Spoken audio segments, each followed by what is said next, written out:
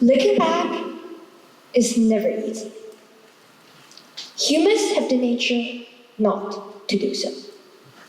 No matter was it because we can't face our mistakes, we are too busy looking forward, or we just can't find a reason to do that.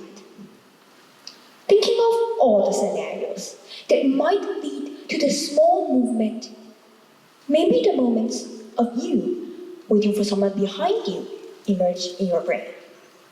Or that you drop something when you're walking. Instinctively, we will all look back and wait because it was a property of yours, or you were originally meant to proceed with them together. Yet, today, I must remind all of you, not only people in the front, not only in this room, but every single human being, that we are neglecting something far more important than a misplaced key or a stray friend. We are forgetting our history. People champion mottos like carpe diem or the present is a present. I agree.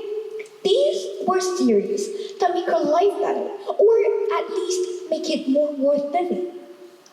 However, the present can be anything but a gift when global crisis looms. All these dilemmas will point the finger at the question: why should we care about the past when we can't even sort out our present? Why should we care about the past when there are still over 39 countries in war? Why should we care about the past when there are still over 700 million people facing extreme poverty? And why should we care about history when countries are having arms races, glaciers at the poles are melting, extreme weather is raging, and artificial intelligence is replacing occupations? We are desperate to live, to survive, and to find a solution for the present and even the future. But one thing we forgot is that the solution lies in our past. Humanity has weathered the revolutions, world wars, economic collapse, and technological upheavals, all seeming unconquerable at the time. We went through the Great Depressions when banks failed, stock markets crashed, and unemployment soared. We went through the Industrial Revolutions where cities replaced human labor and pollution ran rampant. We've survived through 2 world wars where genocide, sieges, bombing, and massacre have been everywhere on Earth, causing a total of 1.3 trillion and 125 million lives lost. We have been struggled to see the light in front of us, in the past, now, and one day in the future. However, history guarantees us that we have been able to conquer all difficulties.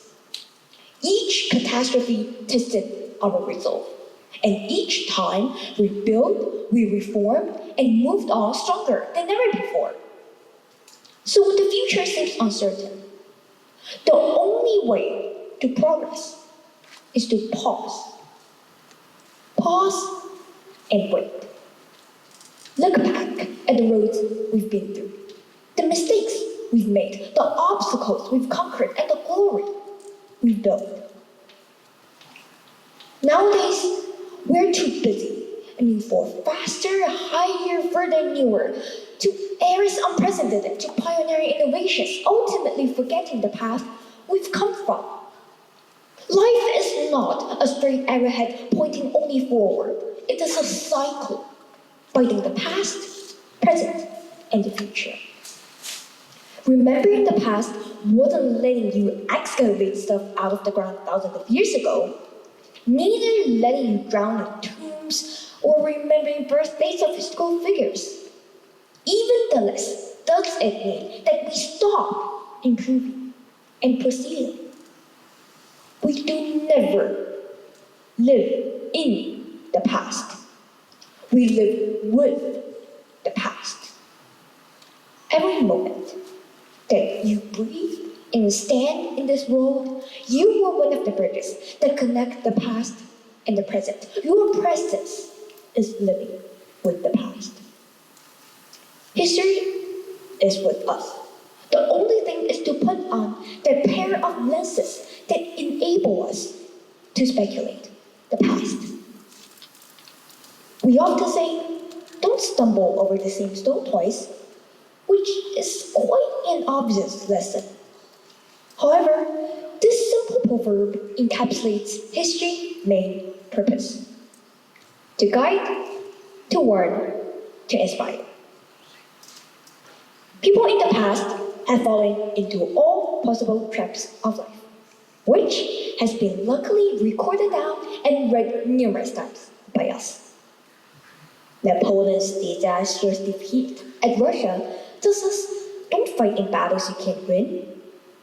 Gandhi's march tells us that non-violence can triumph over oppression. Titanic's sinking tells us that arrogance is fatal. And during the California gold rush, it was the merchants selling shovels, not the miners who reaped the greatest profit, tells us when everyone is chasing dreams, profit is from the chase, not the dreams. At the same time, the flourishing ideology still blossoms at the spring breeze thousands of years later, still being useful and inspiring. Confucianism teaches about harmony and virtue. Legalism teaches about laws and order. Buddhism teaches about desire and peace. Platonism teaches about reality and truth. And Stoicism teaches about resilience and self-discipline. The reason why they can be seen by you, this 21st century human, is because they have already experienced countless changes, and nothing ever proved them wrong. The gap between us and history is never measured in years, but in awareness. History is never confined in knowledge and books. It lives in the ground beneath our feet and in the air we breathe. In biology, our first class was to define what is living, non-living, and dead.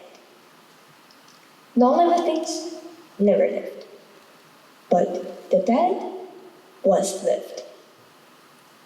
In a solemn but charming way, the only difference between us and those who came before were the pumping heartbeats.